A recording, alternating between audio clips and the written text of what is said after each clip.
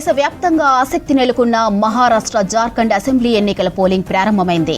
ఇక మహారాష్ట్రలోని 288 అసెంబ్లీ స్థానాలకు ఒకే విడతలో పోలింగ్ జరుగుతూ ఉండగా జార్ఖండ్లోని 12 జిల్లాల్లోని 38 సెట్లకు సెకండ్ ఫేజ్ పోలింగ్ జరుగుతుంది. ఇక ఉదయం 7 గంటల నుంచి పోలింగ్ కేంద్రాల దగ్గర ఓటేసేందుకు జనం క్యూ కట్టారు. సాయంత్రం 5 గంటల వరకు ఓటింగ్ జరగనుంది. ఇక పోలింగ్ కేంద్రాల దగ్గర భారీ భద్రతను ఏర్పాటు చేశారు పోలీసులు. మహారాష్ట్రలో 4140 మంది అభ్యర్థులు బరిలో నిలవగా మహాయుతి మహావికాస్ అఘాడీ కూటమి మధ్య టఫ్ ఫైట్ సర్వత్రా ఆసక్తి కలిగిస్తోంది. ఇక జార్ఖండ్ లో మొత్తం 38 ఎమ్మెల్యే సీట్లకు గాను 528 మంది అభ్యర్థులు బరిలో నిలిచారు. ఎన్నికల కోసం 14,218 పోలింగ్ కేంద్రాల్లో 1,23,00,000 మంది ప్రజలు ఓటు హక్కు వినియోగించుకోనున్నారు. ఇక 7,000 బూతులు సమస్యాత్మకమైనవిగా గుర్తించారు అధికారులు. వీటిలో 31 బూతుల్లో సాయంత్రం 4 గంటలకే పోలింగ్ ముగియనుంది. ఈ నెల 23న 2 రాష్ట్రాల ఎన్నికల ఫలితాలను రిలీజ్ చేయనున్నారు.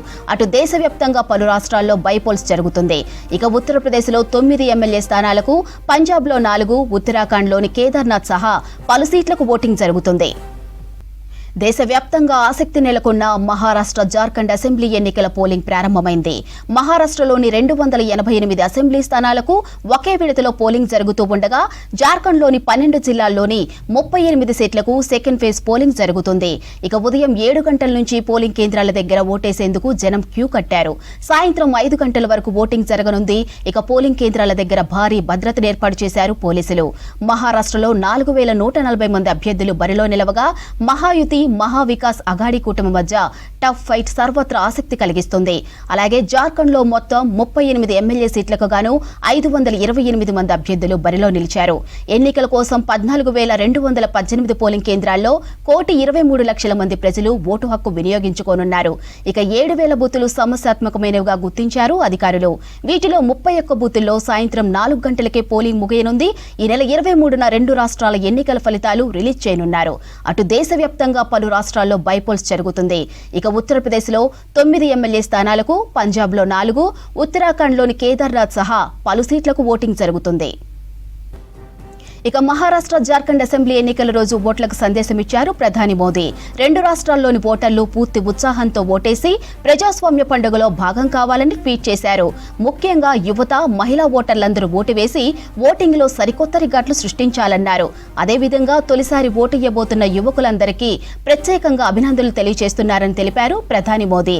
ఇక రాజ్యాంగం ఇచ్చిన హక్కును ప్రతి ఒక్కరూ వాడుకోవాలన్నారు ప్రధాని మోదీ.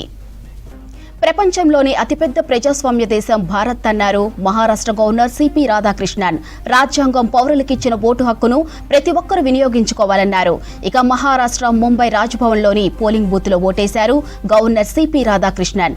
మహారాష్ట్రలోని యువత, మహిళలందరూ పెద్ద ఎత్తున ఓటేసి తమకు నచ్చిన నాయకుడిని గెలిపించాలన్నారు governor CP Radhakrishnan.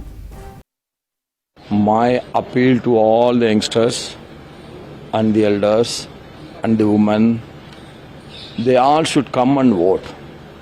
Whomever they want to vote, that is their choice, but they should come out and vote. And my humble request is, this is the basic duty of every citizen, that whenever there is an election, we should go to the polling booth and vote. And I once again request all the people to come out and vote. Don't wait at home till the evening. Come at your convenient time and vote, so that the democracy will get strengthened by your voting. ఇక మహారాష్ట్ర జార్ఖండ్ లో polling కు సంబంధించి మరిన్ని updates mother అందిస్తారు. Mother, details ఏంటి? మాధురి, ఉదయం 7 గంటలకు polling ప్రక్రియ ప్రారంభమైంది. జార్ఖండ్లో 2వ విడతకు సంబంధించిన పోలింగ్ నడుస్తూ ఉంది. ఇక మహారాష్ట్రకు సంబంధించి సింగిల్ ఫేజ్లోనే ఎలక్షన్ ఉంది. 288 స్థానాలకు సింగిల్ ఫేజ్లో ఎలక్షన్స్ని కండక్ట్ చేస్తూ ఉన్నారు. ఉదయం 6 గంటలకు మాక్ పోలింగ్ నిర్వహించిన తర్వాత ఉదయం 7 గంటల నుంచి కూడా పోలింగ్ ప్రక్రియ ప్రారంభమైంది. ప్రస్తుతానికైతే పోలింగ్ ప్రశాంతంగా కొనసాగుతూ ఉంది. ఉదయం పూట కావడంతో ఓటర్లు తమ ఓటు హక్కును వినియోగించుకునేందుకు భారీగా క్యూ లైన్ల దగ్గర వేచి ఉన్నారు.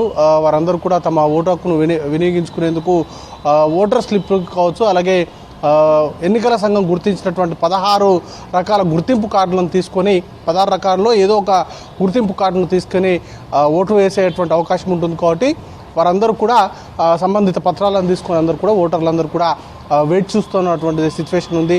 ప్రస్తుతానికైతే పోలింగ్ ప్రశాంతంగా కొనసాగుతూ ఉంది. ఉదయం పూటనే చాలామంది సెలబ్రిటీలు కావచ్చు, లేకపోతే వివిఐపీలు కావచ్చు, వారందరూ కూడా తమ ఓటు హక్కును వినియోగించుకోవడంతో పాటు ప్రజలందరూ కూడా తమ ఓటు హక్కును స్వేచ్ఛగా వినియోగించుకోవాలంటూ కూడా విజ్ఞప్తి చేస్తూ ఉన్నారు. ఇప్పటికే ప్రధాని నరేంద్ర మోడీ, అలాగే ప్రతిపక్ష నేత రాహుల్ గాంధీ, మల్లికార్జున ఖర్గే వీరందరూ కూడా మహారాష్ట్ర, జార్ఖండ్, అలాగే యూపీలో 9 అసెంబ్లీ స్థానాలకు బైపోల్ అనేది నడుస్తూ ఉంది. ఉత్తరాఖండ్లో ఒక అసెంబ్లీ స్థానానికి బైపోల్ నడుస్తూ ఉంది.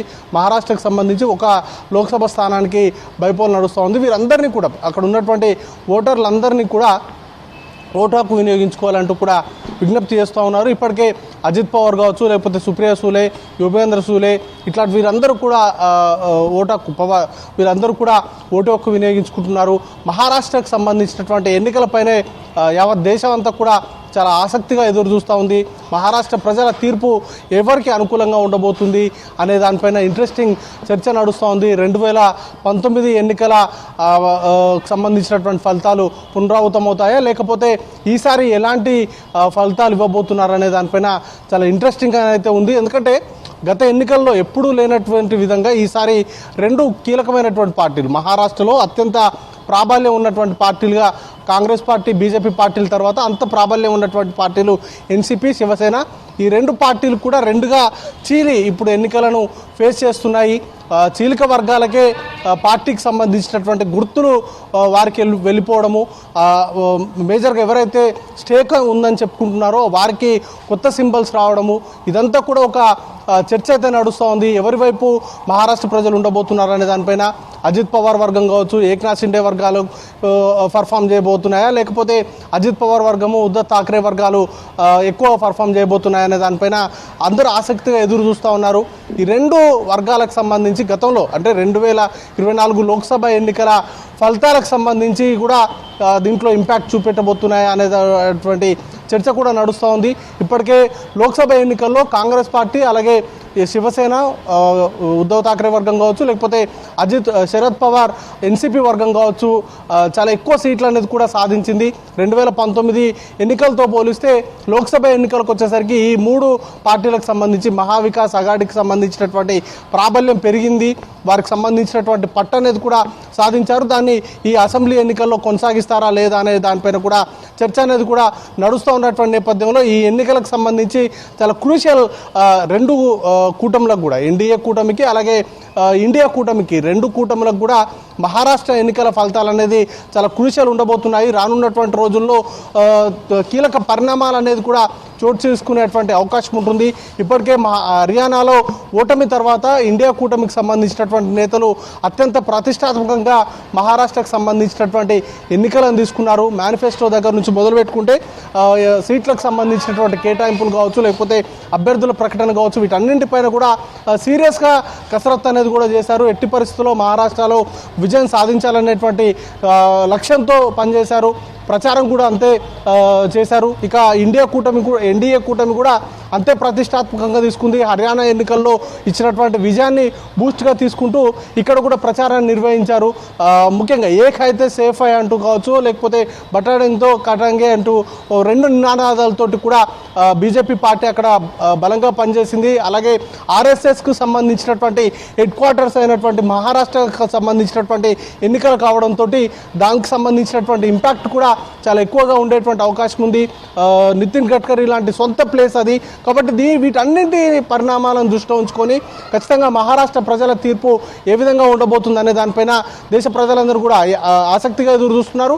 288 స్థానాలకు ఒకే ఫేజ్లో ఎలక్షన్స్ నిర్వహిస్తున్నటువంటి నేపథ్యంలో 1,00,000 పైచీలకు పోలింగ్ కేంద్రాలను ఏర్పాటు చేశారు. అర్బన్లో ఏ విధంగానైతే పోలింగ్ కేంద్రాలు ఉన్నాయో రూరల్లో కొంత ఎక్కువగా పోలింగ్ కేంద్రాలు ఉన్నప్పటికీ సరిసమానంగానే ఉండేటువంటి అవకాశం ఉంటుంది. కాబట్టి కొంత అర్బన్ ఓటింగ్ పైన పెంపొందించడం పైన కూడా ఎక్కువగా ఫోకస్ అయితే పెంచారు. మహిళా ఓటర్లను ఆకర్షించేందుకు, మహిళా ఓటర్లను ఎక్కువగా బూతుల్లోకి తీసుకొచ్చేందుకు అవసరం విధంగా ప్రత్యేకంగా మహిళా పోలింగ్ కేంద్రాలను కూడా ఏర్పాటు చేయడంతో పాటు గతంలో పోలింగ్ పర్సంటేజ్ ముంబై లాంటి నగరాలు, పూణే, ముంబై లాంటి మెట్రోపాలిటన్ సిటీస్ మహారాష్ట్రలోనే ఉన్నాయి. అక్కడ చాలా పోలింగ్ శాతం చాలా తక్కువగా నమోదవుతుంటుంది. కాబట్టి అక్కడ పోలింగ్ పర్సంటేజ్ పెంచే విధంగానైతే ప్రచార కార్యక్రమాలు నిర్వహించారు. ఎన్నికల కమిషన్ కావచ్చు, అలాగే రాజకీయ పార్టీలు కావచ్చు, ప్రజలందరూ కూడా ఓటు హక్కును వినియోగించుకోవాలంటూ విజ్ఞప్తి చేస్తున్నటువంటి తరుణంలో రూరల్ ఏరియాస్లో అయితే కొంత ఓటర్లు బారులు తీరినటువంటి సిచ్యువేషన్స్ కనబడతా ఉన్నాయి. అర్బన్ ఏరియాస్లో మాత్రం అనుకున్నంత స్థాయిలో అయితే ప్రస్తుతానికైతే పోలింగ్ అయితే నడిచినట్టయితే లేదు. కానీ ఎలాంటి ఇబ్బందులు లేకుండా ప్రస్తుతానికైతే సాఫీగానే పోలింగ్ నడుస్తూ ఉంది. సాయంత్రం 5 గంటల వరకు కూడా ఈ పోలింగ్ ఉంటుంది. జార్ఖండ్కి సంబంధించి 38 స్థానాలకు సెకండ్ ఫేజ్లో ఎలక్షన్స్ నిర్వహిస్తున్నారు. సమస్యాత్మక ప్రాంతాలు కావచ్చు, లేకపోతే కొన్ని ప్రాంతాల్లో మాత్రం 4 గంటల వరకే పోలింగ్ అనేది కూడా ఉండబోతూ ఉంది. మిగతా అన్ని ప్రాంతాల్లో కూడా 5 గంటల వరకు పోలింగ్ ఉంటుంది. 5 గంటల వరకు ఎవరైతే లైన్లలో వేచి ఉంటారో వారందరికీ కూడా ఓటు హక్కు వినియోగించుకునేందుకు అవసరమైనటువంటి ఏర్పాట్లను కేంద్ర ఎన్నికల కమిషన్ చేస్తూ ఉంది. సాయంత్రం 5 గంటల వరకు కూడా ఈ మహారాష్ట్ర అలాగే జార్ఖండ్తో పాటు యూపీకి సంబంధించినటువంటి 9 అసెంబ్లీ స్థానాలకు జరుగుతున్నటువంటి బైపోల్కి సంబంధించిన పోలింగ్ ప్రక్రియ కొనసాగనుంది. మాధురి.